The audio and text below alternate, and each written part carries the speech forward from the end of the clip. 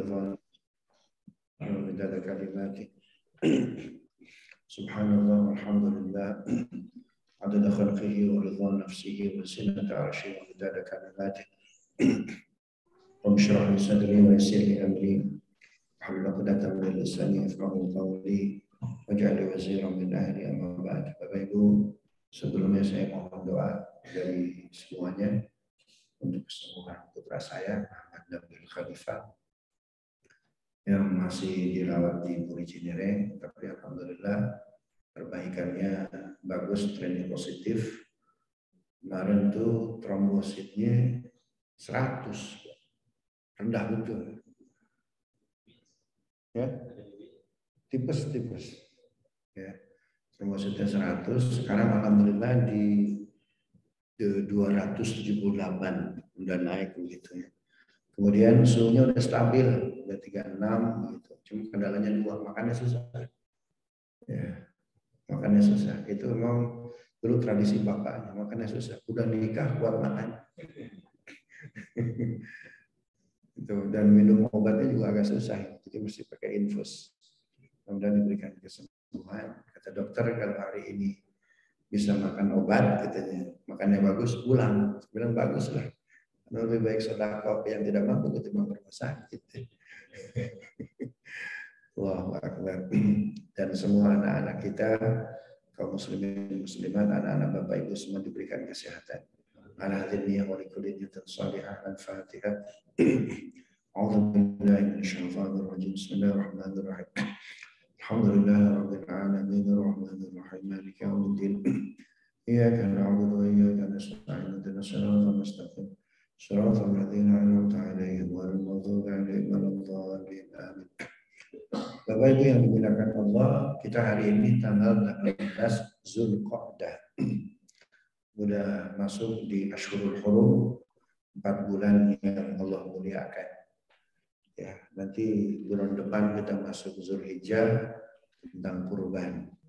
Nah, qadarullah kita akan mencoba membahas bagaimana surah Nabawiyah menjelaskan detil terkait kurban, namun dikaitkan dengan rumah tangga yang mulia Rasulullah Shallallahu Alaihi Wasallam. Jadi dalam kurban ini ada dua pertemuan, Pak. Pertemuan surah Nabawiyah dengan pertemuan orang yang harus kita ikuti dalam Al-Quran. Kebetulan, qadarullah, orang ini adalah yang punya historis luar biasa menjadi hulu disyariatkannya kurban. Siapa? Ibrahim alaihissalam. Ada dua orang memang yang layak, yang Al-Quran tawarkan sebagai role model terbaik, contoh terbaik, suri tauladan terbaik. Pertama tentu Nabi kita, baginda Muhammad SAW. Al-Ahzab 21. Laqad kana lakum fi Rasulillahi uswatun hasanah liman kana yarjullaha wal yawmal akhir. Yakin nyata dalam kepribadian Nabi ada suri tauladan yang amat mulia. Satu itu.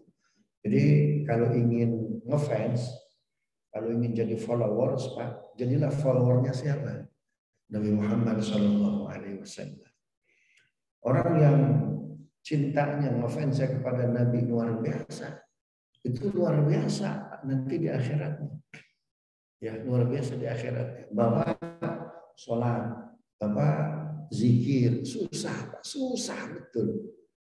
Ya, maka bayangkan aja itu Rasulullah. Tapi kan kita nggak kenal wajah Nabi, Pak. Maka bayangkan keluarga Rasulullah. Bayangkan siapa? Habib Fauzi itu. Begitu, bayangkan aja itu Pak, kasih sedekah ke anak-anak Nabi, kasih hadiah ke anak-anak Nabi.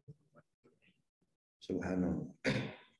Jadi ceritanya Mughirah bin Naufal. Mughirah bin Naufal ini suaminya Umamah. Setelah Ali bin Abi Thalib wafat, Ali berwasiat, Umamah, jika nanti aku wafat, menikahlah dengan Mughirah bin Naufal. Mughirah bin Naufal, Naufal bin Al-Harith, Al-Harith bin Abdul Muttalib. Ketemu nggak nasabnya? Di mana tuh? Di Abdul Muttalib. Siapa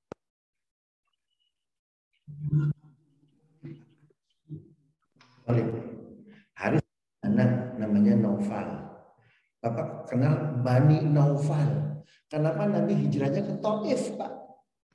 Karena Bani Naufal tinggalnya di mana? Di Taif. Gitu tuh ya. Cuma ada Naufal syariah, ada Naufal perjuangan. Itu masalahnya. Nah, yang Mughirah bin Naufal ini Naufal syariah nih Pak ini.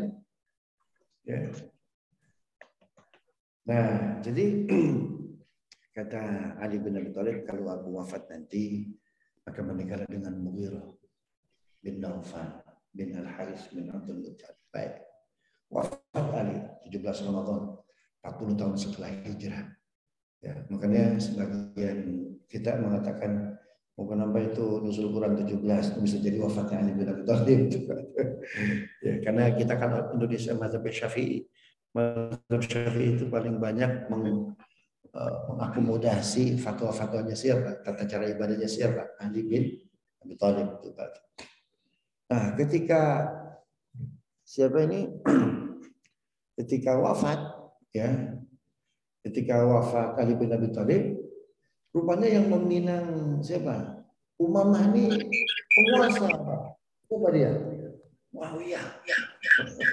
Wah, ini jandanya Ali ini. Cucunya siapa nih Pak? Cucunya Rasulullah Shallallahu Alaihi Wasallam. Kalau Bapak membaca hadis, ya Nabi sholat ke Madinah, Nabi sholat ke Masjid Nabawi sambil menggendong seorang cucu. Nabi sujud, dilepaskannya tuh cucu. Nabi berdiri, digendong lagi tuh cucu. Itu bukan Hasan Hussein, Pak. Mungkin lagi satu. Satu aja ya? Menggema. Satu. Emang cukup satu kali, Pak. Nggak usah dua kali kita. Ini semuanya ada asosiasinya ini. Subhanallah. Paham ya? Akhirnya dilamar tuh Batu Umamah oleh siapa? Muawiyah bin Abi Sufyan. Penguasa Pak. Maharnya luar biasa maharnya Pak. Banyak kirim tuh Pak. Tapi Umamah dia karena bijak Pak, karena arif. Tidak menolak, tidak menerima. Dia bikin surat. Ya, dia bikin surat kepada siapa? Kepada Mughirah. Aku dapat wasiat dari suamiku, Ali bin Abi Thalib. Jika beliau wafat, menikahlah dengan Mughirah. Salat. Ya, dan saat ini aku hendak dilamar oleh Muawiyah. Telat sedikit, payah ente. Kan bahasa kita gitu mungkin tepat ya. Bahasa kita mungkin jangan telat.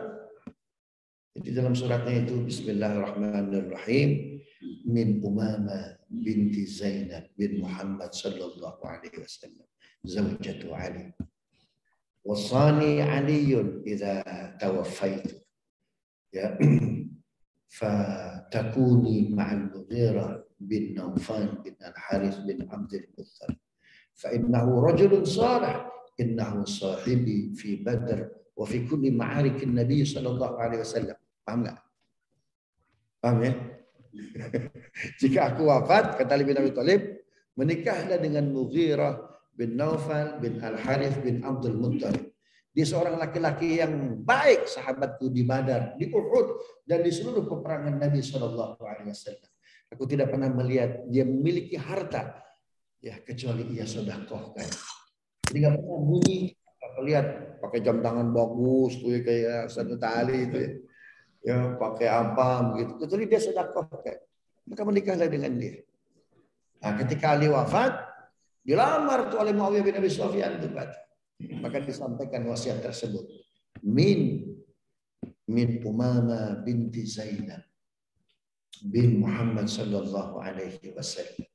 Fawasani zawji an ankiha ma'aka al-Mughirah innaka rajulun salih sahibu زوجي في بدر وفي أحد وفي كل معارك النبي صلى الله عليه وسلم. Ya, فالآن جاء معاوية يخاطبني. Gitu tuh. Aku ini Bismillahirrahmanirrahim dari Umamah binti Zainab bin Muhammad sallallahu alaihi wasallam. Suamiku berwasiat menikahlah dengan Mughirah, dia sahabat terbaikku di Badar dan di seluruh peperangan Nabi sallallahu alaihi wasallam. jika aku wafat menikahlah dengan Mughirah. Gitu tuh ya. Jadi Muawiyah bin Abi Sufyan. Ya, itu Pak, itu mohon maaf, jangan salah paham ya. Itu surat-surat sahabat, Pak, menyebut Muawiyah itu nggak pernah nulisnya lengkap, Pak. Mim tak marbuto aja tuh, Pak tuh. Paham maksudnya, Pak? Mim dan tak marbuto. Mim wata marbuto. Maksudnya ketika berbicara penguasa kurang adil tuh, Pak. Nulis namanya aja malas. Jangan asosiasikan, Pak, jangan. Nulis namanya aja. Nulis namanya aja nggak seneng tuh, Pak. Subhanallah. Sekarang mim tak marbuto maksudnya Muawiyah datang meminang. Titik. Ya, sampaikan suratnya, dijawab. Fa'ana aku ma'ak. Maka ini jika kau sepakat, aku akan memegang urusan ini. Maksudnya apa? Aku akan meminang. Ya, ingin saya katakan bahwa kalau kita zikir susah, kalau kita khusyuk susah, tuh Pak. Ya, itu Zubair bin Awam ngasih hadiah kepada siapa? Ngasih hadiah kepada Umamah karena dia cicit Nabi, Pak. Bukankah dalam surat Asy-Syura ayat 23? Dzalika yubasysyirullahu ibadahu alladzina amanu wa 'amilus shalihat qul la as'alukum 'alaihi ajra. Muhammad katakan, aku tidak minta apapun, tidak minta upeti, tidak minta hadiah, kecuali apa? Aku titip putraku ini. Ya, jadi kata Imam Syafi'i, Pak, ketika kita zikir, ketika kita beramal soleh, Pak, itu belum mendatangkan kekhusyuan, Pak. Sedekah aja kepada cucunya Rasulullah. Sedekah aja kepada orang baik. Kenapa Zubair bin Awam? Karena setelah Zainab binti Muhammad wafat, tahun ke-8 Hijriah, pasca Fathu Makkah, itu Umamah diurus oleh ayahnya, siapa? Abdul As bin Rabi. Ayahnya wafat, kemudian diurus oleh siapa? Zubair bin Awam. Ya, diurus oleh Zubair bin Awam. Ali bin Abi Thalib menikah, ya, itu dengan Umamah, makanya walinya siapa? Zubair bin Awam. Ya. Nah itu Zubair bin Awam, Pak, kalau zikir, Pak, susah, Pak, sedekah ke siapa? Ke Umamah itu, Pak. Subhanallah, kenapa orang baik dia? Gitu tuh, Pak, ya. Kenapa? Karena sedekah kita gini deh. Rasulullah, Pak, nitip anaknya, nitip anak cucunya, Pak. Kemudian cucu Rasulullah, keturunan Rasulullah, Pak, ya. Kita kasih sedekah. Kira-kira kalau Rasul tahu, kalau Rasul melihat, Pak, senang nggak kira-kira? Senang. Nggak usah jauh-jauh deh, kita punya anak. Anak kita diopini sama orang, Pak. Beda kalau anak kita dijitak, Pak. Yang marah siapa? Emaknya. Yang marah siapa? Bapaknya. Tapi kalau kita opini, Pak, kita kasih hadiah, oh, senang betul. Gitu ya. Makanya role model pertama siapa? Rasulullah. Yang kedua, Nabi Ibrahim alaihissalam. Al-Mumtahanah ayat 4. Qad kanat lakum uswatun hasanatun fi Ibrahim. Nyata pada diri Nabi Ibrahim ada uswah hasanah. Nah, jadi sirah nabawah kita nih, Pak, pertemuan.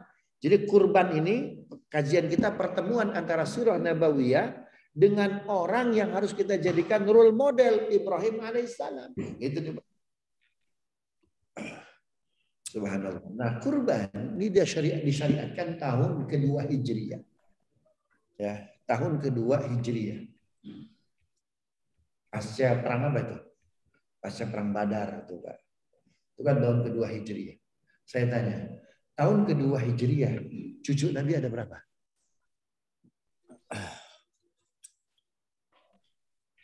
Payah betul. Atau gini deh, cucu Nabi semuanya ada berapa? Cucu Nabi, anaknya ada berapa? Masa? Cucu Nabi ada berapa? Cucu presiden berapa, Pak?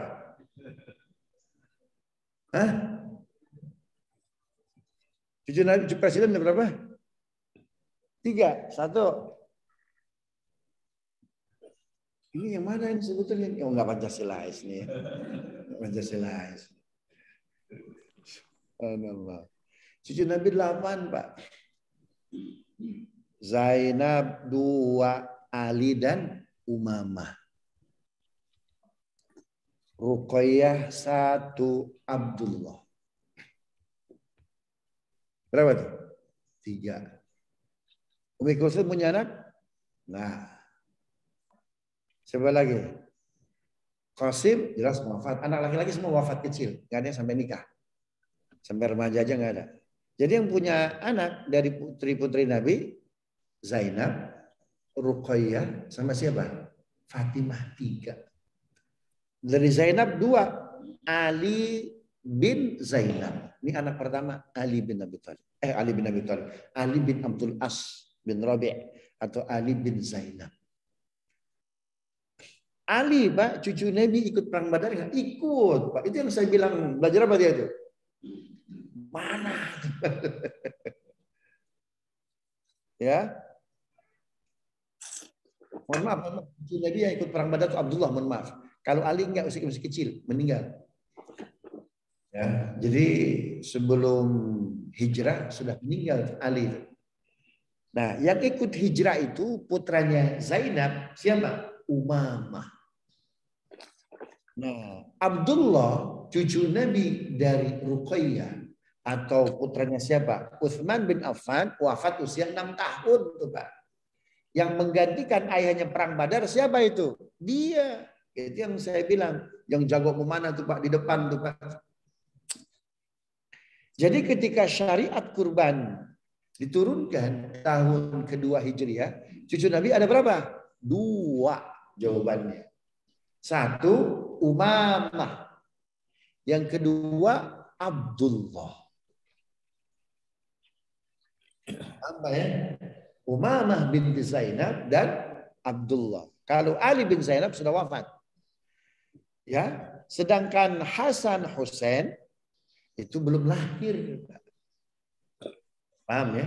Dari Fatimah punya anak berapa? 5. Tadi kan 3 tuh. Zainab 2, Ali, Hasan. Ali wafat kecil, tinggal Umamah. Nanti Umamah yang udah panjang nih, Pak. Tapi nanti generasi yang dimaksud oleh Nabi, setiap nasab dan keturunan putus sampai hari kiamat, kecuali nasab dan keturunan itu, ya, ini bukan dari Umamah. Tapi dari keturunan siapa nih? Fatimah. Itu pun hanya dari 2 putranya, yaitu Hasan Hussein. Dari Fatimah punya anak 5. 1 Hasan. Kedua Hussein. Ketiga Zainab. Zainab binti Ali. Ya, Zainab binti Ali. Ini cucunya Nabi bukan? Cucu. Yang akan dinikah nanti dengan anaknya Ja'far bin Abi Thalib. Ya, yang ketiga siapa ini? Ketiga Ummi Kulsum. Yang akan dinikah dengan siapa? Umar bin Khattab. Nah, anak kelima Fatimah atau anak terakhir siapa, Pak? Muhsin. Meninggal keguguran. Versi Syiah karena Sarap ngira kan sarap. Ping itu apa? Dia WA. Ping itu dia WA. Oni. Ya, di WA kan anak muda orang putih. Kalau oleh ketua DPR nanti kan Pak.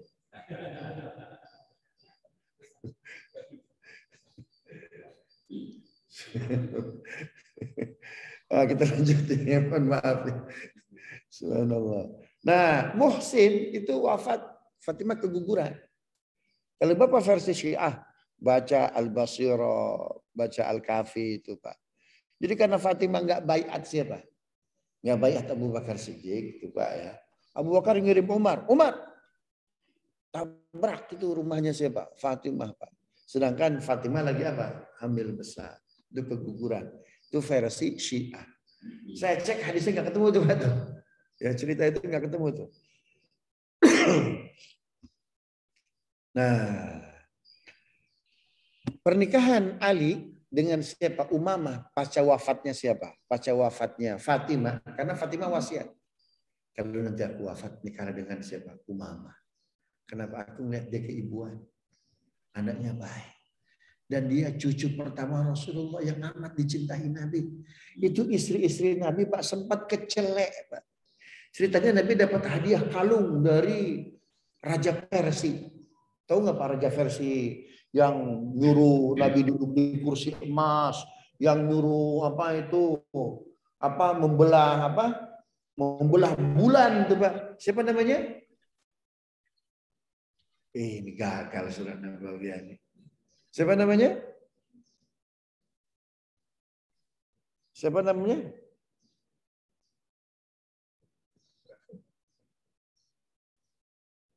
Per ya.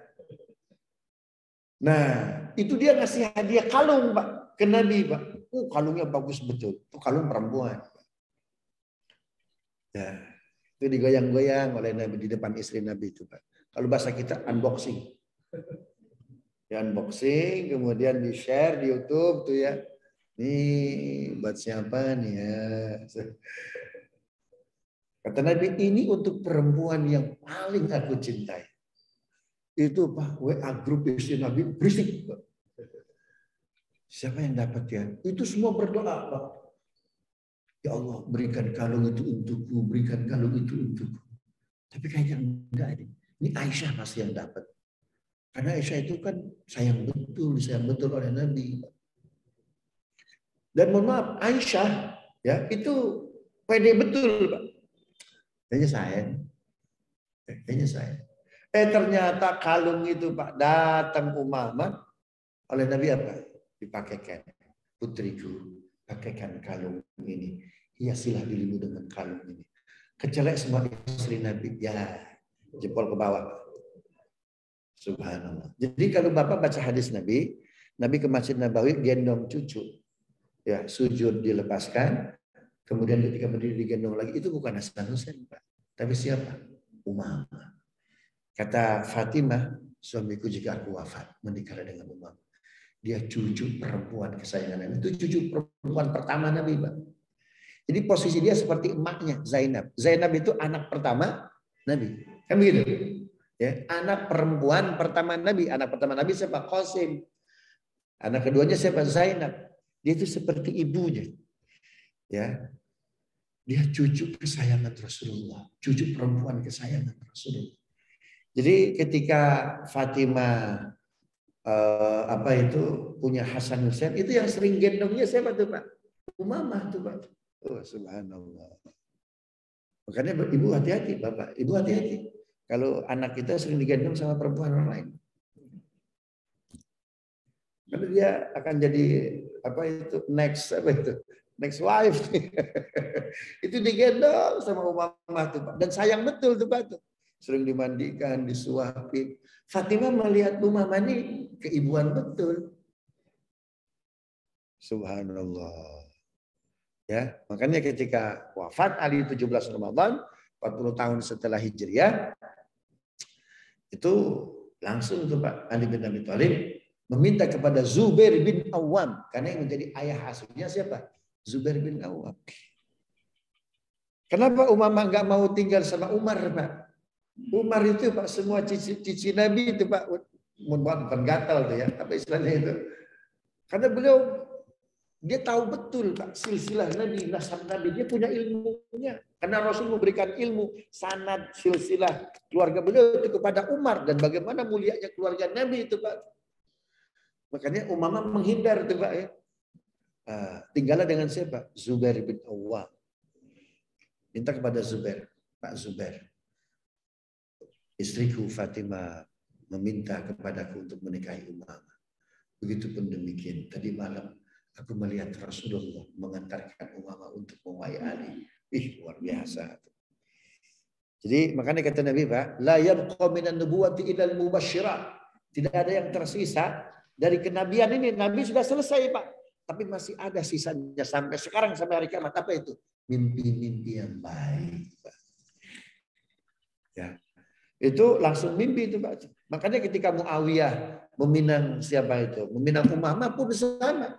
Zubair bin Awam, aku tadi malam nggak dapat izin dari Nabi. Ya, karena belum ada belum ada persetujuan dari Umamah, Pak. Dia tahu bahwa Umamah ini ayah asuhnya siapa? Zubair, Pak. Subhanallah. Bahasa kita mungkin Zubair dikasih Tesla, Pak. Jadikan komisaris tuh, Pak. Subhanallah. Nolak Zubair. Kenapa? Aku nggak dapat izin dari Nabi, wahai Muawiyah. Selesai Muawiyah. Apalagi ketika Umamah kirim surat kepada Mughirah. Dahsyat betul. Langsung dipindah. Nah, Nabi, mohon maaf, pernikahan Umamah dengan Ali nggak punya anak. Ya, tidak punya putra. Tapi pernikahan Umamah dengan Mughirah bin Naufal bin Al-Harith bin Abdul Muttalib punya anak satu, Yahya bin Mughirah. Paham Pak ya? Yahya bin Mughirah.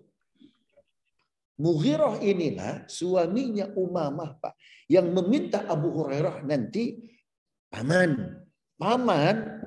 ya harusnya paman itu berangkat ke sana, Zatul Bahrain, ke Bahrain bahasa kita hari ini, Pak. Maka dakwahlah Abu Hurairah ke Bahrain. Makanya disebut the founding fathers of Bahrain adalah siapa? Abu Hurairah. Dan Abu Hurairah gubernur pertama Bahrain. Makanya coba Bapak cek silsilah negara Bahrain itu, Pak. Nomor 1 siapa, Pak? Abu Hurairah. Jadi ahli hadis nanti jadi gubernur. Insya Allah yang di depan pun jadi, Pak. Subhanallah. Itu pendiri, Pak, pejabat pertama Bahrain Abu Hurairah. Gitu ya. Jadi LC itu, Pak, nggak mesti langsung ceramah, Pak. Kan sekarang Timur Tengah itu LC itu, Pak ya. Langsung ceramah kata Pak JK. Subhanallah. Nah, ketika syariat kurban diturunkan tahun kedua Hijriah, cucu Nabi 2. 1 Umamah, yang kedua Abdullah. Ya, yang kedua Abdullah. Nanti Abdullah wafat tahun ke-6 usia 6 tahun. Menariknya nih, Pak, bagaimana kedua cucu Nabi ini dilibatkan, ada kontribusinya, ada pelajaran dari Islam. Ya, bagaimana? Nah, karena gurunya langsung siapa nih? Rasul Shallallahu Alaihi Wasallam. Itu Nabi Shallallahu Alaihi Wasallam ketika setiap kurban kan, setiap Idul Kurban Nabi kan selalu motong 2 ekor, Pak. Riwayat Aisyah dalam Bukhari. Duhan Nabi sallallahu alaihi wasallam bi kabshaini amlahaini akranaini. Kabshun li nafsi wa ailatihi wa kabshun li ummati. Nabi sallallahu alaihi wasallam menyembelih 2 ekor kambing kibas, gemuk-gemuk, bertanduk. Nah, itu Pak. Jadi kurban itu harus apa? Gemuk. Karena Imam Hanafi tidak pernah mempermasalahkan umur, Pak. Beda dengan Imam Syafi'i, Pak. Sapi 1 tahun atau 2 tahun, kambing 1 tahun, begitu tuh Pak Imam Syafi'i. Imam Hanafi nggak pernah, ya, nggak pernah ngomongin umur, Pak. Yang penting gemuk, ketimbang tua kurus, Pak. Apa yang mau diambil? PMK lagi. Subhanallah. Penyakit mulut dan kuku atau kulit? Kuku. Subhanallah. Dan pernah mempermasalahkan, Pak. Kemudian bertanduk. Berarti apa? Jantan dia. Ya. Karena disebut amlahaini, kalau nggak ada akrona ini, kalau nggak ada jantan, yang penting amlahaini apa? Gemuk itu, Pak. Subhanallah. Nah, Nabi ketika motong, Nabi kan motong sapi sendirian, Pak. Coba Pak sekarang. Orang motong sapi, berapa orang yang pegang, Pak? Hah? Berapa orang yang pegang untuk sapi, Pak? Megang tali. Apalagi? Yang kepala, megang apa lagi? Kaki ada 4, 1 orang 1 kaki, Pak. Berapa tuh? Banyak betul, Pak. Nabi motong sapi sendirian.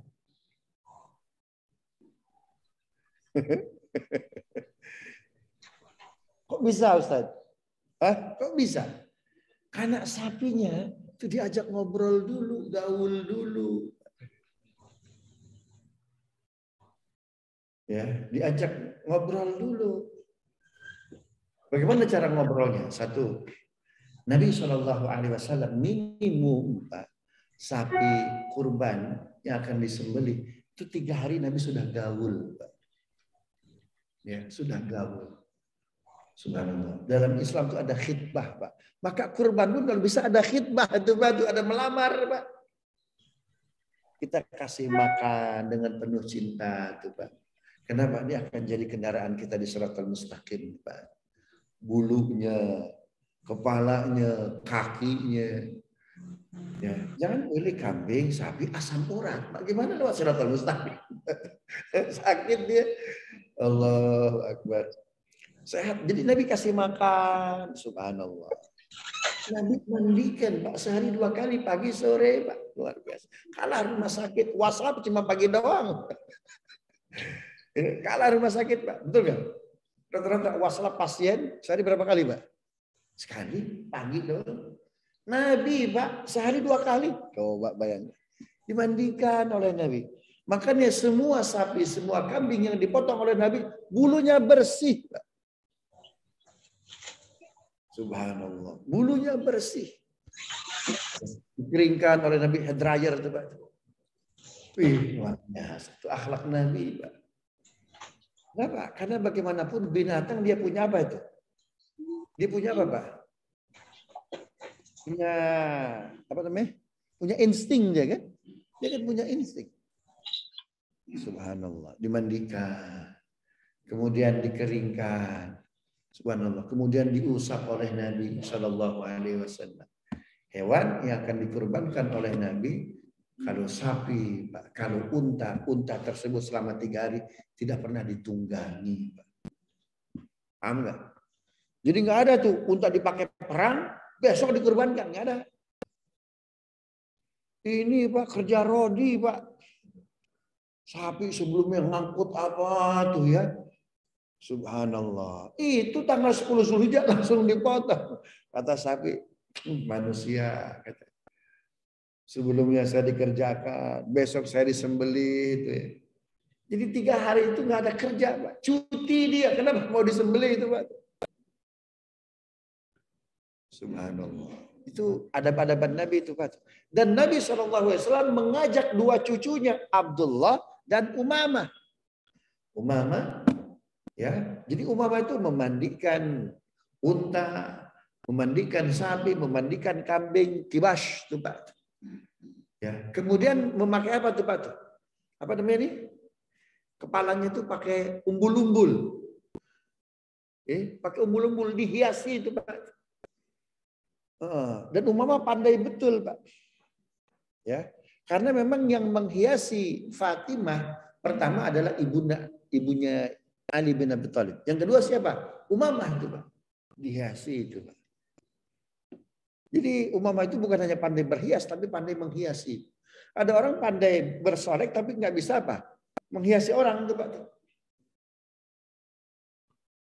Nah, sedangkan dalam beberapa riwayat itu cucunya Nabi Abdullah Pak. Ketika Nabi memotong, itu Abdullah memastikan betul, ayah, apa itu kakek, boleh nggak jangan pegang kakeknya? Kakek cukup kuat nak. Kalau kau mau ambilkan air, taruh di mana nih? Di lehernya. Tuh Pak. Jadi sebelum Nabi menyembelih itu apa? Si kambing tersebut, domba tersebut, sapi tersebut yang memberikan air ke lehernya siapa Pak? Abdullah. Nah, sedangkan Umamah hadir tidak hadir karena proses awalnya dia sudah menentukan. Kenapa? Karena perempuan tidak sunnah untuk menyaksikan penyembelihan hewan. Yang sunnah itu siapa? Laki-laki itu. Tapi proses awalnya itu Rasulullah SAW mengajak siapa? Mengajak Umamah. Makanya Nabi SAW ya. Jadi riwayat Aisyah Pak itu general betul. Nabi menyembelih 2 ekor kambing kibas yang gemuk-gemuk dan bertanduk. 1 ekor untuk dirinya dan keluarganya. Itu riwayat Aisyah Pak. Riwayat Aisyah nggak meneruskan. Siapa yang jujur di situ Pak? Zainab binti Jahash. Siapakah Zainab binti Jahash? Istri Nabi yang paling pertama wafat setelah Nabi wafat. Zainab binti Jahash menjelaskan yang maksud keluarga Nabi itu adalah siapa? Umamah dan Abdullah. Paham ya? Umamah dan Abdullah. Kenapa? Karena Fatimah sudah punya suami siapa? Ali bin Abi Thalib. Karena Zainab sudah punya suami siapa itu? Abdul As bin Rabi. Nah, sedangkan Umamah ya itu kan mohon maaf bapaknya non Muslim Pak. Sehingga yang mengorbankannya siapa? Rasul Shallallahu Alaihi Wasallam. Dalam proses penyembelihan Umamah tidak hadir. Ini termasuk akhlak Pak yang diceritakan sirah nabawiyah. Ya, anak perempuan tidak sunnah. Tetapi anak perempuan termasuk Umamah itu dibawa oleh Nabi ikut sholat Idul Adha. Bahkan ketika Nabi SAW khutbah Idul Adha di samping podium Nabi, siapa itu Pak? Umamah. Inilah sholat Idul Adha pertama Nabi, cucunya ikut sholat Idul Adha, tapi berdirinya di mana itu? Di samping podium Rasulullah SAW. Ini Umamah ini jarang banyak diceritakan, Pak. Dalam beberapa buku populer sirah nabawiyah dia. Ya, padahal mohon maaf, Nabi amat sangat mencintainya. Kata Nabi, aku mencintai Umamah lebih dari apapun. Ya, lebih dari apapun. Sampai ketika mau nikah dengan Ali, Zubair bin Awam ketemu Nabi dalam mimpinya. Nah, Abdullah bin Utsman bin Affan itulah itu yang banyak hadir ketika proses penyembelihan kurban. Ya, termasuk ketika Rasulullah SAW menyembelih kurban yang kedua, yang pertama Nabi. Kata Nabi, "Sami," ya, beri nama, kemudian baca bismillah, wadbah, dan potonglah. Yang kedua, ketika Rasulullah memotong, kakek, biar aku yang nyebut namanya katanya. Bismillah, Allahu Akbar. Jadi cucunya yang apa itu Pak? Yang berdoa. Boleh itu Pak. Paham nggak? Ya, cucunya yang berdoa itu Pak. Jadi di kita kan gitu ya, ada yang nyembelih. Ya, di kita ini mohon maaf, jagal. Belum tentu dia tukang sholat Pak. Betul nggak? Bisa motong, tapi sholat berat betul tuh Pak. Bahkan udah masuk waktu zohor tuh Pak ya. Dia nggak sholat. Padahal sapi baru dia sembelih. Dia nggak takut. Suatu saat dia disembelih juga. Kenapa nggak sholat tuh Pak? Ya. Nah kalau Bapak mendapatkan pemotong jagal. Itu bukan ahli sholat. Maka kalau bisa ada yang berdoa sendiri tuh Pak. Bukankah hewan dipotong tidak atas nama Allah haram Pak? Al-Maidah ayat 3. Hurrimat alaikumul maitatu wad-damu walahmul khinziri wa ma uhilla li ghairillah. Diharamkan atas kalian bangkai, daging babi dan hewan yang dipotong tidak atas nama Allah. Memang sunnahnya yang berkurban yang menyembelih, betul nggak?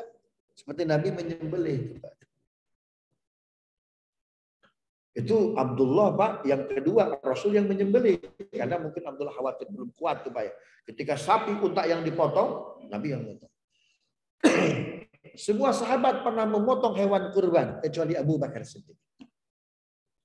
Abu Bakar nggak pernah memotong hewan kurban, takut. Kata Nabi, jika engkau ingin tahu ya bagaimana khusyuknya, kuatnya imanmu dan apa itu liarnya syahwat, potonglah hewan kurban. Jika dia liar, liarlah nafsumu. Coba cek itu Pak. Coba nanti yang kurban tuh Pak. Kalau bisa kita yang potong. Kalau dia dipotong adem Pak, mangga potong. Bismillahirrahmanirrahim. Kata hewan tuh Pak, mangga potong. Kalau hewan yang baik Pak, karena kitanya baik tuh Pak, tuh hewan ngomong, mangga potong. Paham maksudnya? Ayo silakan potong. Dia pasrah aja tuh Pak. Emang Ustaz begitu Ustaz? Di dalam hati barangkali begitu tuh Pak. Ya, tapi kalau hewan tersebut dipotong liar tuh Pak, waduh. Makanya Abu Bakar diminta menyembelih oleh Nabi nggak pernah mau Pak. Nah, ketika ada domba yang kedua itu jadi Abdullah ini sayang Pak riwayatnya karena beliau kan cuma motong hewan kurban cuma sekali doang. Ya, karena setelah itu wafat. Ya. Nah, Abdullah itu ketika Nabi SAW menyembelih kurban yang pertama, Nabi yang potong, Nabi yang baca, tapi yang kedua Nabi yang potong, Abdullah yang membaca doanya itu Pak. Allahumma hadza min Muhammadin wa li ummati. Oke, Allahumma hadza min Muhammadin wa li ummati. Bismillah Allahu akbar. Diusap dulu lehernya tuh Pak, dikasih air. Begitu tuh Pak. Nah, kita pun kalau bisa ngasih contoh ke anak-anak kita. Kita korban. Kalau dia masuk bisa menyembelih silakan. Kalau dia belum mampu kita yang motong, yang baca doa dia. Kemudian yang naruh air di leher hewan tersebut kalau bisa dia anak kita Pak, cucu kita. Itu pelajaran luar biasa agar dia tahu bahwa setiap yang bernyawa pasti mati itu Pak. Semoga dari situ dia tambah takut kepada Allah. Orang takut kepada Allah tuh Pak, itu punya ketangguhan keimanan yang dahsyat. Bapak ketakutan, betul nggak? Di malam hari itu Pak, pulang pengajian lewat kuburan, takut tuh Pak. Tapi dikirim anjing galak Pak, jadi berani nggak? Berani, lari itu Pak tuh, subhanallah. Betul nggak? Bahkan tembok 5 meter bisa kita loncat tuh Pak. Kenapa? Karena takut ada anjing galak. Bagaimana Pak? Ada neraka galak. Betul nggak? Harusnya kita lebih takut dan menjadi apa itu? Imunitas keimanan yang dahsyat. Subhanallah. Begitu tuh ya. Nah, itu Nabi SAW penjelasan sirah nabawiyah terkait kurban. Memang dia fazil Pak. Hadisnya nggak satu rangkaian nih. Mesti diambil dari Bukhari sedikit. Apalagi dari Bukhari nggak nyebut Umamah, nggak nyebut Zainab. Ya, cuma Aisyah aja tuh. Nabi motong 2 ekor kambing giwas, gemuk-gemuk, bertanduk. 1 ekor untuk diri dan keluarganya. Itu Bukhari Pak. Tapi dalam Nasai yang hadir ketika itu adalah Umamah dan Abdul. Jadi yang dimaksud keluarga Nabi ketika itu siapa? Umamah dan Abdul. Begitu tuh ya.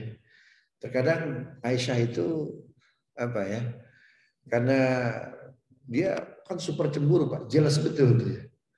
Nabi SAW sebelum wafatnya dibopong, 1 oleh Abdullah, 1 oleh Fudail, 1 lagi oleh seorang pemuda. Nggak disebut oleh Aisyah itu Pak. Siapakah pemuda itu Pak? Ali bin Abi Thalib. Nggak disebut namanya. Padahal Aisyah tahu yang gendong itu siapa itu Pak? Ali Pak. Nggak disebut namanya. Dalam Sahih Bukhari, pemuda aja itu. Padahal siapa tuh? Ali bin Abi Thalib. Kenapa? Karena dia nikah dengan Fatimah. Fatimah anaknya Khadijah. Sedangkan Khadijah kompetitornya Pak. Segitunya itu Pak. Ya. Saya sering cerita di sini, Haji Wada. Itu kan Nabi nggak direct langsung tawaf Pak. Tawaf umrah. Nabi transit dulu ke Makna, ziarah. Tuh. Semua istri Nabi ikut. Aisyah ikut ziarah dulu. Nggak mau. Semua orang wafat cemburu luar biasa tuh. Subhanallah. Tapi ketika keluar hadis Nabi, Pak, ya, ketika keluar hadis Nabi, ciri orang munafik yang keempat itu, idza khasama fajar, ketika marah keluar ragunan, sumpah serapah, takut Pak. Aisyah, Pak. Akhirnya dia cintanya kepada Khadijah luar biasa. Mana buktinya? Ketika Rasulullah wafat masih tinggal di rumah Nabi di samping mana? Masjid Nabawi. Pada masa Abu Bakar, pada masa Umar, pada masa Utsman dia pindah ke Mekah. Di mana rumahnya? Di Mekah. Rumah Khadijah.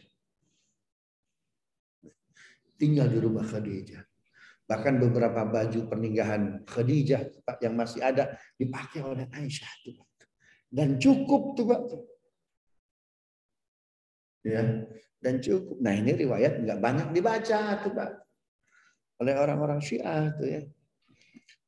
Subhanallah. Jadi begitu. Jadi Nabi SAW mengajak kedua cucunya ketika syariat kurban pertama kali diturunkan oleh Allah. Umamah perempuan tuh Pak itu diajak kontribusinya di mana? Sebelum hewan itu disembelih. Yang memandikan, ya, kemudian ngasih parfum, minyak misik, Pak. Jadi kalau dikasih parfum Umamah, Pak, itu kambingnya dikasih parfum. Coba tuh Pak. Jadi bagaimana kambing, bagaimana domba, bagaimana unta mau marah tuh Pak. Itu dikasih parfum, Casablanca. Subhanallah. Ya. Begitu ya. Subhanallah. Nah, itu kontribusi cucu Nabi yang perempuan itu sebelum penyembelihan. Nah, sedangkan Abdullah bin Utsman bin Affan, cucu Nabi dari Ruqayyah, itu sebelum penyembelihan dan ketika proses penyembelihan.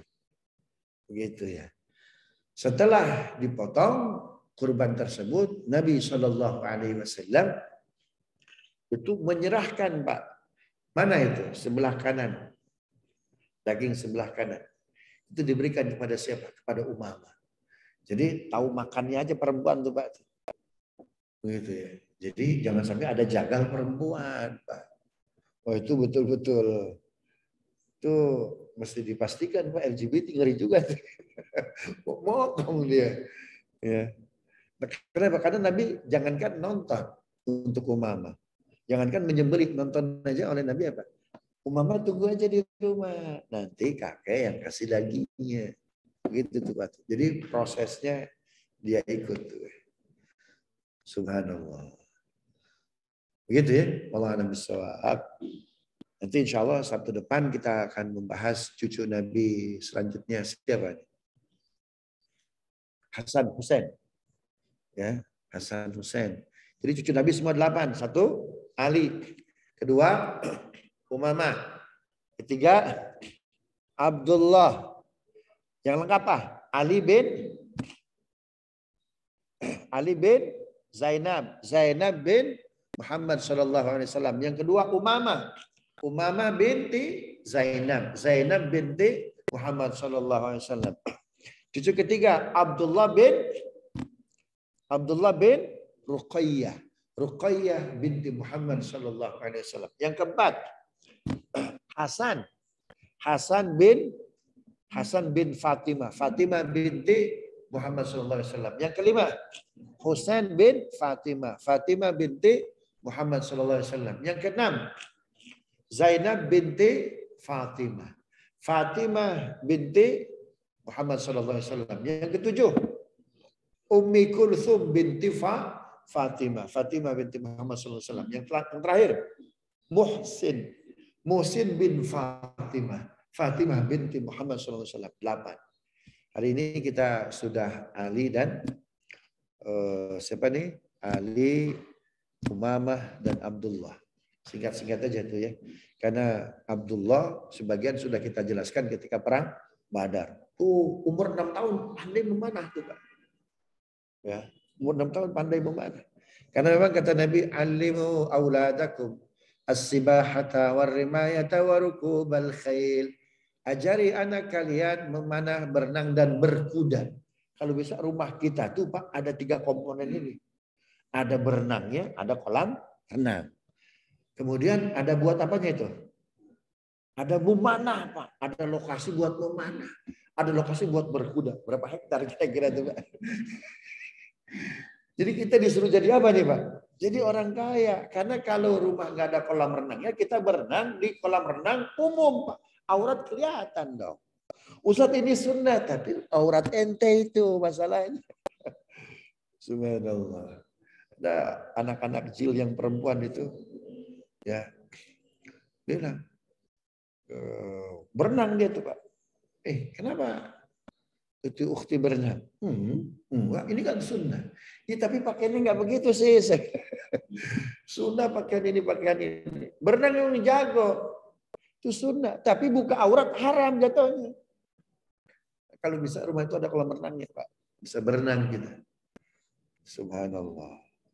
Begitu ya. Ada tempat memanahnya juga, apa itu kalau bisa tuh Pak. Ada tempat berkudanya juga. Ya, begitu tuh ya. Jadi rumahnya minimal berapa itu? 2 hektar lah.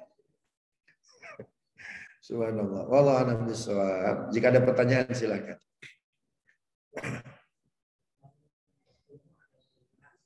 Hah?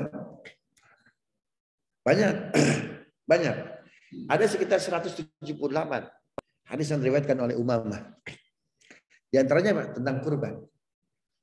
Nahnu ma ra'aina zabahan Nabi sallallahu alaihi wasallam, kami para perempuan tidak pernah melihat proses penyembelihan Nabi Muhammad sallallahu alaihi wasallam. Ini perempuan datang pakai lipstik, minyaknya wangi-wangi, subhanallah. Datang apa? Ke tempat kurban. Itu bukan mau berkurban, itu mau ngurbanin amal itu. Subhanallah. Satu. Ya. Yang kedua, boleh menolak lamaran. Seperti halnya Muawiyah bin Abi Sufyan. Itu hadis tentang begitu Pak.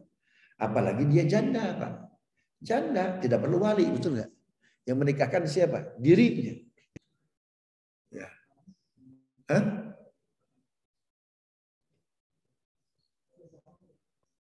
Kan udah janda, jandanya Ali bin Abi Thalib. Kan suami pertama siapa? Ali bin Abi Thalib. Jadi ketika Muawiyah melamar Umamah, janda dia. Menolak tuh Pak. Dan pernikahan Umamah dengan Mughirah itu pakai wali. Ditanya oleh Mughirah, siapa walimu? Diriku sendiri. Ya. Diriku sendiri. Tapi Mughirah minta izinnya kepada siapa Pak? Untuk menikah dengan Umamah. Tetap Umamah itu menikahkan. Jadi hadis tentang janda tidak perlu pakai wali, riwayatnya siapa? Umamah. Kemudian berkurban 1 ekor sapi 7 orang, Umamah. Perawinya tuh Pak. Gitu tuh ya. 1 ekor kambing itu 1 Umamah. Umamah ditanya, Umamah mana yang lebih baik? 1 ekor sapi 7 orang, 1 ekor kambing 1 orang. Mana yang lebih baik? 1 nyawa untuk 1 orang. Paham nggak? Kalau sapi 1 nyawa untuk 7 orang. Ini bagus Pak. 1 sapi untuk 1 nyawa. Keren lagi itu Pak tuh.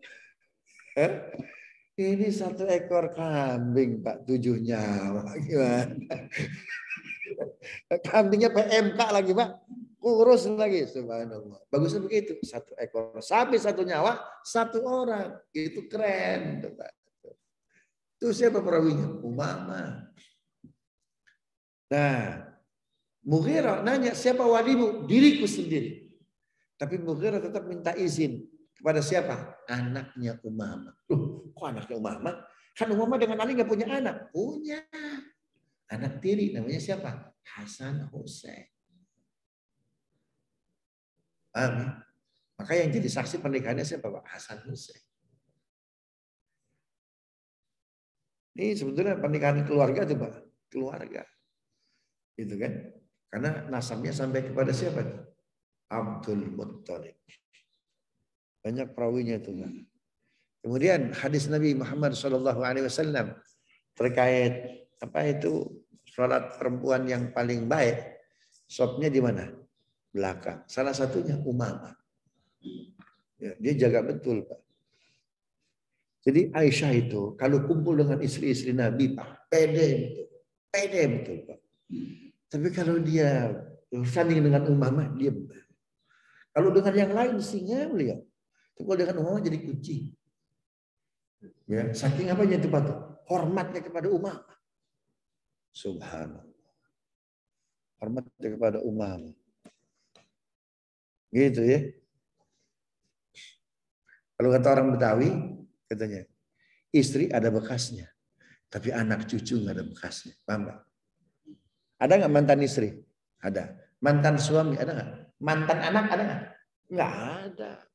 Karena ada bekasnya. Cucu ada nggak? Mantan cucu? Nggak ada. Subhanallah. Begitu tuh ya. Ada 178. Gitu ya.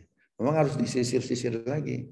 Ada kawan saya, orang Jordan, itu ngambil S3 di Azhar, jurusan ilmu hadis. hadis-hadis Nabi yang diriwayatkan oleh Umamah. Ketika itu berhasil, hadis-hadis Nabi yang diriwayatkan oleh Hasan.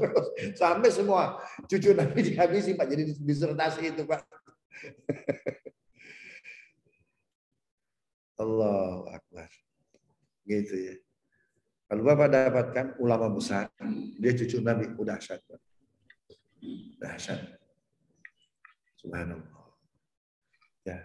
Nabi itu dimuliakan, Pak. Mencintai Nabi, mencintai keluarganya bagian dari keimanan.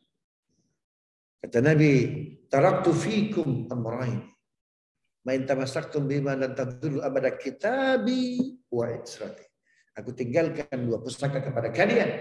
Pegang dengan kuat, maka kalian tidak akan pernah tersesat. Satu, Al-Quran. Yang kedua, keluargaku. Wa itrati, keturunanku. Keturunan. Kalau ahlul bait tidak mesti keturunan, betul nggak?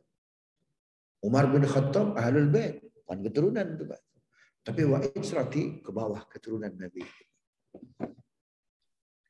Gitu ya. Wallahu a'lam bishawab. Silakan.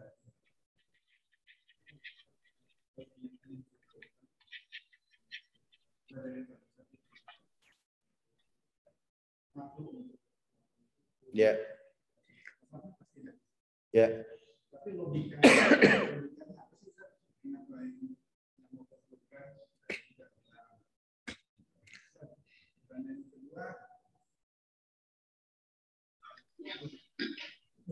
Baik, logikanya apa? Agar pahalanya itu sama dengan pahala haji.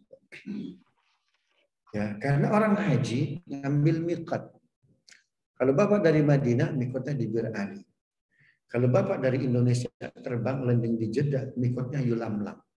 Sekitar setengah jam sebelum landing. Subhanallah. Banyak, walaupun MUI, Pak, karena jamaah haji kita kredit, Pak. Itu kalau mandi ganti ihram di pesawat. Akhirnya diputuskan mikotnya di mana? Boleh orang Indonesia mikotnya di mana? Di bandara. Subhanallah. Ada yang ngambil pakai baju ihram dari mulai Soekarno Hatta, Pak. Ya, itu semuanya sudah pakai kain ihram. Apa yang terjadi? Kedinginan tuh, Pak. Subhanallah. Kedinginan, maksudnya mungkin baik tuh, Pak. Agar apa? Agar nanti ketika masuk Yulamlam itu kan 9 jam, Pak, perjalanan. Itu kan kedinginan itu. Subhanallah. Yang lucu itu kemarin tuh, Pak, waktu ke umroh tuh ya. Ada jamaah itu dari Soekarno itu udah pakai kain ihram. Duduk di samping saya.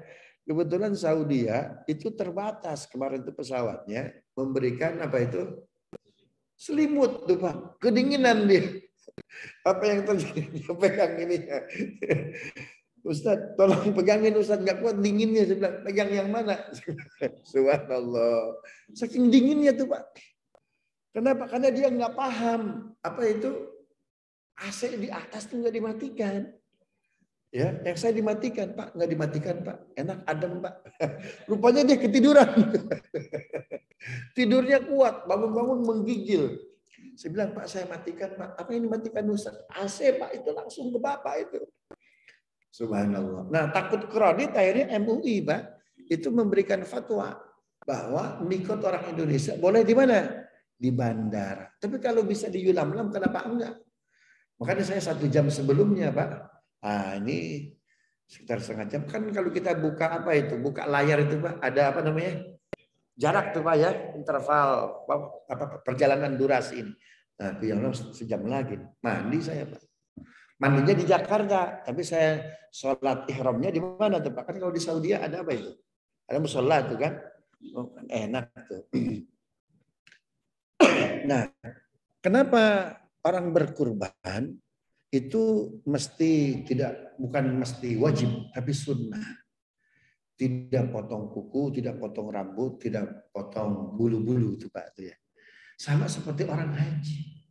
Setelah dia niat di miqat, kan ada haram-haraman orang ihram itu, Pak. Ya, nggak boleh pakai baju yang berjahit, nggak boleh pakai wangi-wangian, tidak boleh potong kuku. Sebelumnya kalau mau potong rambut, potong bulu pun demikian. Agar pahala 3 juta jadi 30 juta Pak, biaya ONA. Gitu tuh Pak Sultan maksudnya. Hah? Atau 300 juta ONA plus berangkat tahun itu Pak, Haji Furoda. Begitu tuh Pak tuh. Ya. Makanya kalau saya niat kurban itu di akhir-akhir Pak. Dengan terlalu berat. Nah, ketika tanggal 9 Zulhijjah wukuf ya Allah saya niat berkurban. Motongnya nggak lama tuh Pak. Tentu pahala yang niat dari awalnya bagus, apalagi tambah puasa. Karena sunnah tuh puasa Zulhijjah 1 sampai tanggal 9. Apalagi puasa Arafah. Sekarang Arafah jatuh hari apa itu? Jumat, Haji Akbar. Haji Akbar, subhanallah. Maka kalau bisa puasa Zulhijjah dari tanggal 1, cakap. Dalam Islam itu ada 10 hari, Pak. Wal fajr, walayalin asyar. Demi waktu fajar dan demi 10 malam. 10 malam terakhir Ramadan, 10 malam pertama Zulhijjah. Puasalah. Jadi logikanya itu tuh Pak Zulfan ya. Begitu. Tapi sifatnya apa? Sunnah. Siapa perawinya? Perawinya adalah Ummi Salamah. Bagaimana hadisnya? Iza nawa ahadukum az-zabihata thumma ra'aitumul hilala dzulhijjah ya fa amsik an qatfi adfarihi wa ash'arihi. Jika kalian berniat berkurban ya, lalu kalian melihat hilal Zulhijjah. Nah, jadi apa itu? Niat dengan masuk hilal Zulhijjah. Sudah masuk niat, sudah masuk Zulhijjah, kita belum niat. Nah, berarti belum apa itu? Motong dulu. Ketika kita niat, kemudian melihat hilal Zulhijjah, perpaduan tuh Pak. Maka apa? Tahan untuk tidak motong kuku, untuk tidak motong rambut. Ada sebagian orang yang dipotong itu bukan rambut, bukan kuku yang berkurban, tapi hewannya yang benar aja. Yang benar aja. Ya, kata Ummi Salamah yang mau berkurban tidak potong kuku, tidak potong rambut. Kalau dia sudah niat dan masuk 1 Zulhijjah. Artinya Pak, kalau niat kita datang 3 Zulhijjah, mulai tanggal 3 tidak potong kuku, tidak potong rambut. Kalau niatnya datang kapan? 10 Zulhijjah, maka jangan potong kuku, jangan potong rambut kecuali setelah jatuh niat. Begitu ya. Tapi jangan, mohon maaf ya, memudahkan. Nah, biar nggak potong rambut, nggak potong kuku, nanti aja di akhir-akhir. Yang begitu juga tuh Pak ya. Gitu ya. Wallahu a'lam bishawab.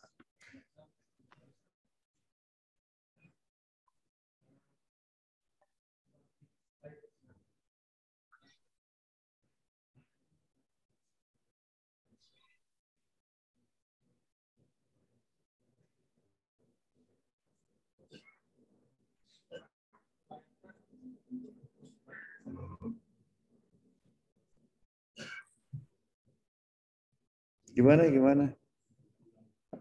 Ya, Urwah bin Zubair. Urwah bin Zubair itu kan pernah diasuh oleh Aisyah. Dan otomatis juga tentunya dia bawa pengasuhan Rasul. Nah, terus banyak riwayat hadis yang diriwayatkan oleh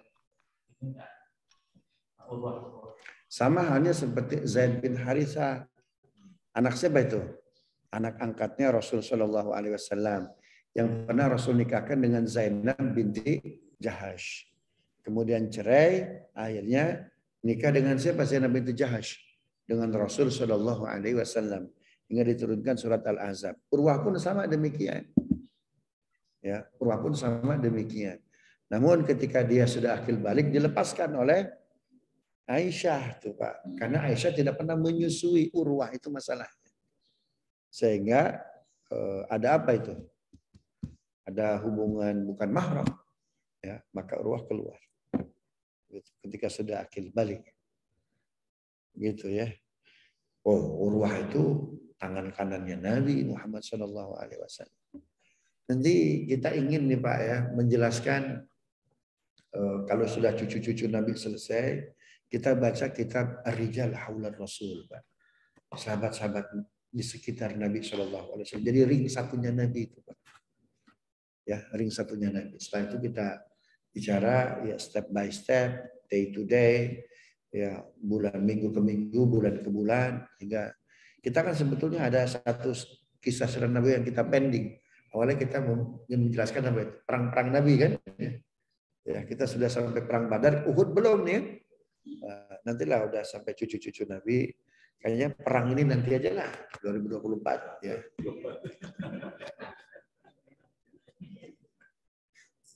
Gitu aja tuh ya. Wallahu a'lam bishawab. Gitu ya.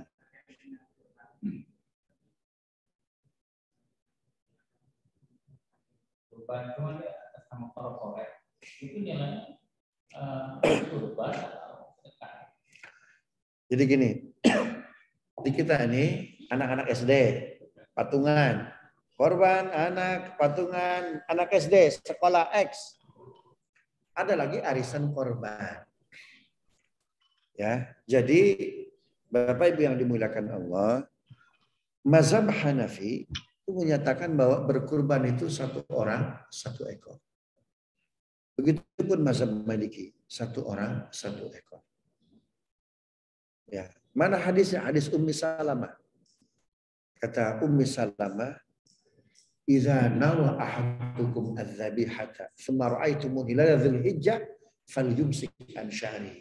Jika kalian sudah berniat, jika salah seorang di antara kalian berniat berkurban, lalu melihat hilal Zulhijjah, maka jangan potong kuku. Yang jangan potong kuku sekeluarga atau orang yang kurban. Orang yang kurban berarti satu orang satu ekor. Tuh Pak, hadis ini nggak bisa dibantah. Imam Syafi'i memang pernah menyatakan kalau satu orang satu ekor nggak mampu, satu ekor satu keluarga. Tapi faktanya Imam Syafi'i hanya berfatwa untuk umatnya, tidak untuk dirinya. Saking apanya itu? Saking sayangnya. Imam Syafi'i ngambil hadis dari Aisyah. Nabi berkurban 2 ekor kambing. Satu untuk diri dan keluarganya, satu untuk umatnya. Tuh Nabi bukan lagi satu keluarga, satu umat. Ada di antara kita, kok nggak kurban ente bro, udah dikorbanin Nabi. Padahal subhanallah depositonya banyak betul, mobilnya luar banyak betul. Kata Nabi apa? Man wajada sa'atan fi rizqi falam yudhhi fala yuqarribanna musallana. Orang yang punya keluasan rezeki nggak mau berkorban, jangan sholat Idul Adha. Kata Nabi itu, Pak. Kata Nabi itu, Pak, nggak usah sholat Idul Adha. Subhanallah. Begitu tuh ya. Kenapa Imam Hanafi mengatakan wajib? Karena ayatnya inna a'tainakal kautsar. Kami telah memberikan nikmat yang begitu banyak. Allah nggak minta banyak, Allah nggak minta apa-apa. Allah cuma minta 2, satu fasol salat, yang kedua wanhar, berkurban. Ya, al aslu fil amri lil wujub. Asar sebuah masalah apa itu? Wajib. Kata Imam Hanafi, wajib satu orang satu ekor. Begitupun Imam Hanafi, begitupun Imam Syafi'i. Hanya Imam Syafi'i ada split. Ternyata di Mesir terjadi kemarau panjang, paceklik, minyak susah. Akhirnya apa? Udah, kalau nggak mampu satu orang satu ekor, satu orang satu keluarga. Imam Syafi'i pakai hadis riwayat Aisyah tadi. Paham nggak? Nah, bagaimana anak-anak SD, Pak? Itu ada patungan kurban, itu mah belajar. Ya, itu mah apa? Belajar. Subhanallah. Atau nggak mampu. Jadi kalau ada emak-emak, Pak, itu arisan apa itu? Kurban. Satu orang untuk banyakan, masih belajar. Beginners, Pak. Jadi kalau ada satu ekor, satu korporat, belajar. Itu mah, Pak. Pemula, beginners tuh, Pak. Niatnya sedekah doang. Begitu tuh ya. Subhanallah. Jadi mungkin kalau itu kan bukan satu nyawa, satu perusahaan, satu kurban. Padahal kurban itu lebih kepada nyawa. gitu tuh ya. Mungkin dia ngambil berkah dari Idul Kurbannya. Nah, jadi masalah gitu tuh ya. Paham ya? Sampai Nabi itu Pak sayang betul. Ya Rasulullah, kalau aku nggak bisa berkurban, bagaimana? Kata Nabi, aku nggak mampu Rasul. Ya, bahkan satu ekor satu keluarga nggak mampu Rasul. Apa kata Nabi? Kau ikut menyembelih. Nggak pandai Rasul. Ya sudah, ya kau ikut apa itu nyincang-nyincang. Kalau bahasa orang kita ikut apa itu nyeset, ikut nyeset. Nggak pandai Rasul. Nah ikut bagiin. Nggak mampu Rasul asam urat. Kalau bisa kita kali itu Pak ya. Ya udah ikut makan deh, subhanallah. Maka makan kurban itu pahalanya seperti apa Pak? Berkurban.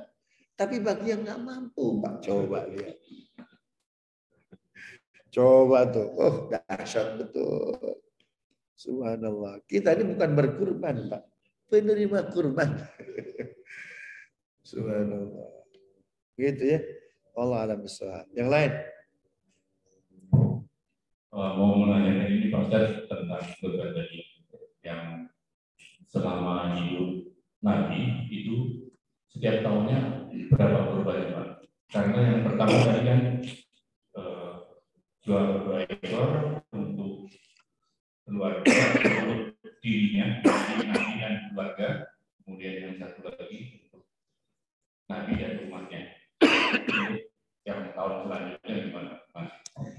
Syariat kurban disyariatkan tahun kedua Hijriah. Nabi wafat tahun ke-11 Hijriah. Artinya Nabi 9 kali berkurban. Nabi tahun kedua tahun ke-10 berkurban dengan 2 ekor kambing kibas. Jantan, gemuk-gemuk, bertanduk. Kecuali tahun terakhir di mana Nabi melaksanakan haji wada. Karena Nabi berkurbannya tanggal 10 Zulhijjah. Itu Nabi berkurban 1 ekor sapi plus 3 kambing. Kenapa? Karena isi ikut haji wada ada 7 orang. 7 ekor sapi itu Pak. Karena sapi untuk 7 orang. Ya, istri Nabi yang dibawa berapa? 7 yang ada itu Pak. Terus Nabi motong lagi 1 ekor kambing. Marah Aisyah. Oh, what the maksud Rasul? Kita akan bertujuh. Ini 1 buat siapa? Diambil golok Pak oleh Aisyah Pak. Subhanallah. Nabi tersenyum, keluar hadis Nabi. Lau kanatil ghiratu dzamban lam tala'atin nar. Andaikan cemburu itu dosa, penuh neraka sama perempuan. Kata Aisyah, what the maksud Rasul ini? Kita kan bertujuh. Ini buat siapa lagi? Apa kata Nabi li Khadijatil Kubra? Baru diam dia, Pak. Terus Nabi motong lagi 2, 1 untuk dirinya ya dan cucunya, 1 untuk umatnya. Jadi berapa itu? 1 ekor kambing plus 1 ekor sapi plus 3 ekor kambing. Selain tahun haji wada cuma 2 ekor kambing. Jadi minimum kita berapa nih Pak nih kudunya nih? 2. Subhanallah. Berarti artinya boleh untuk 1 keluarga ya? Iya. Contoh itu adalah keluarga Nabi dan umatnya. Jadi kenapa Nabi Shallallahu Alaihi Wasallam itu menyembelih 2, 1 untuk dirinya, 1 untuk umatnya? Karena Nabi paham betul, nggak semua umatnya kaya, Pak.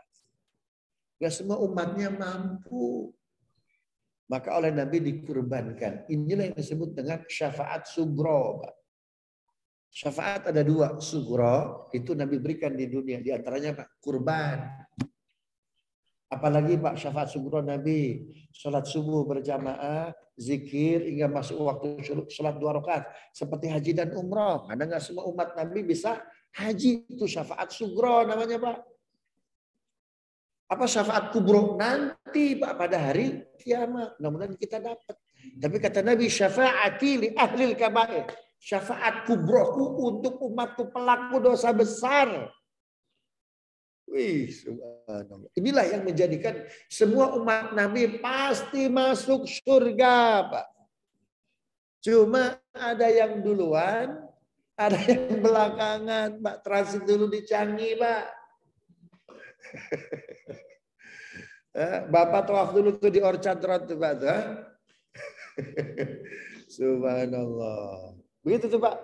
Jadi ini bentuk sayangnya Nabi.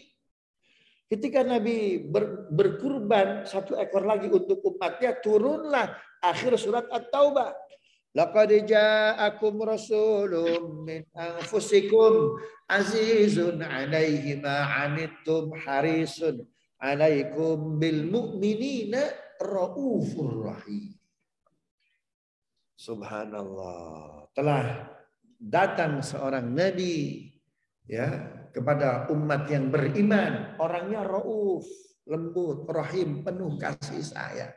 Rahim sifat Allah, betul nggak? Bismillahirrahmanirrahim. Rahim asmaul husna Allah berikan kepada Nabi, kenapa? Sayang betul kepada umatnya.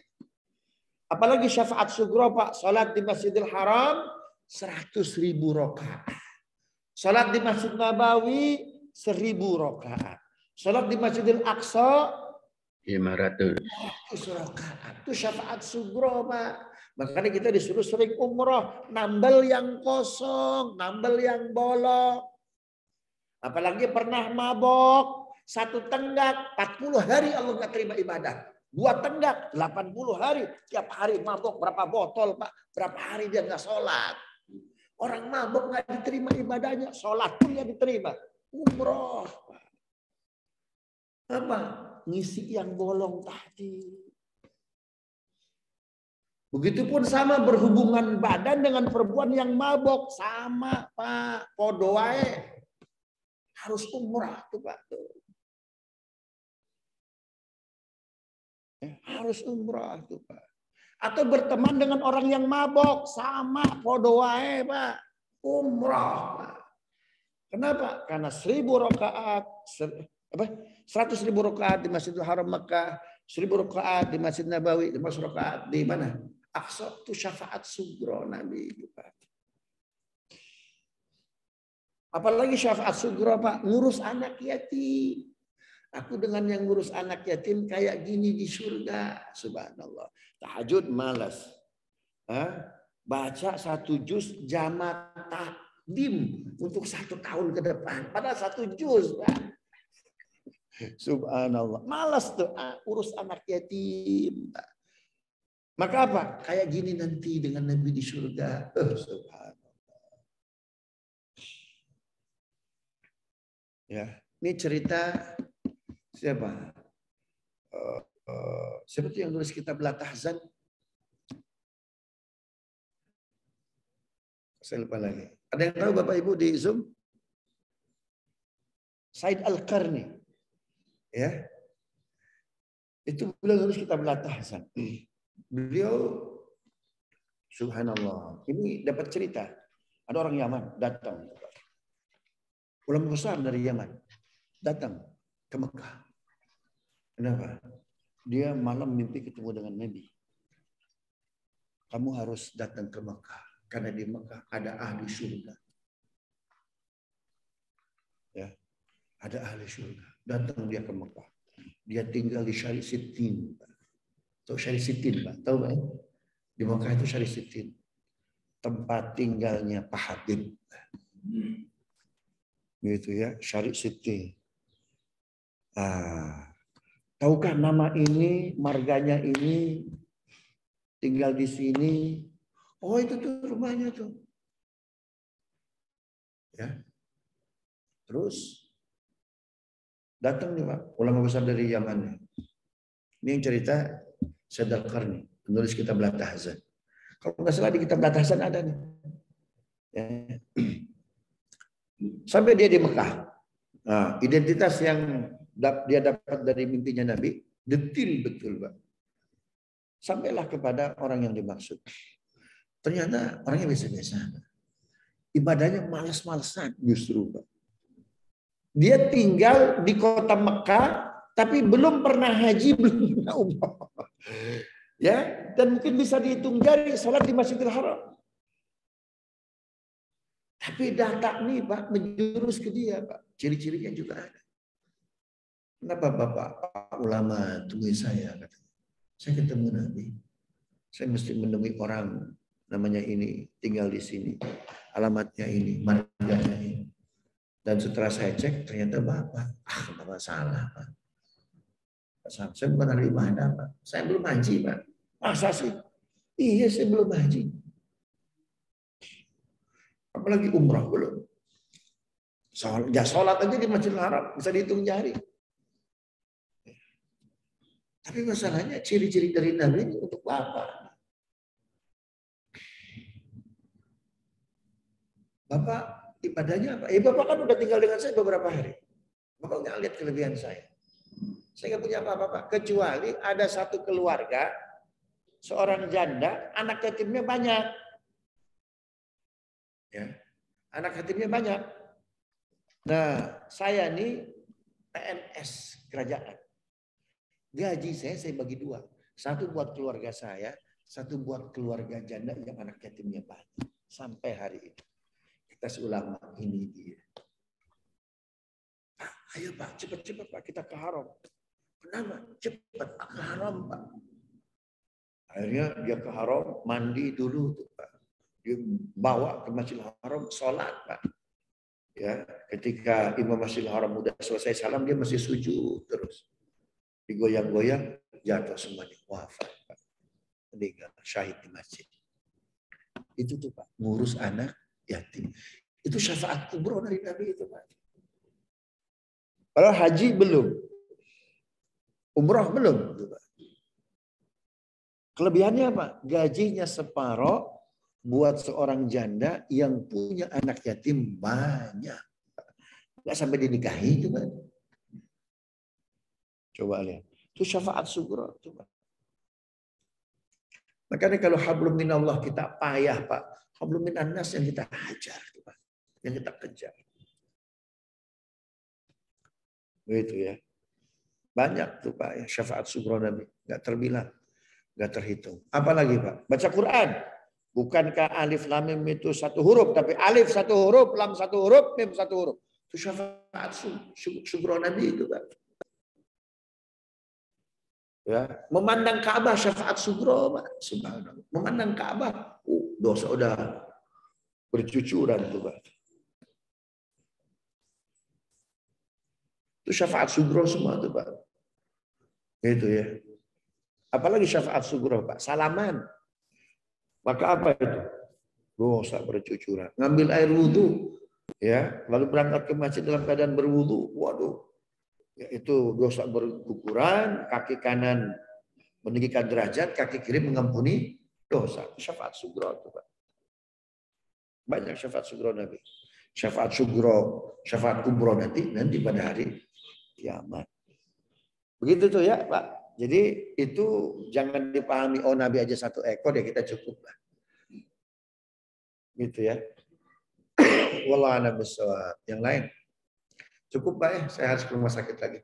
Rabbana zalamna anfusana wa illam taghfir lana wa tarhamna lanakunanna minal khasirin. Wa sallallahu ala sayyidina Muhammadin wa ala alihi wasallam. Walhamdulillahi rabbil alamin. Subhanakallahumma rabbana.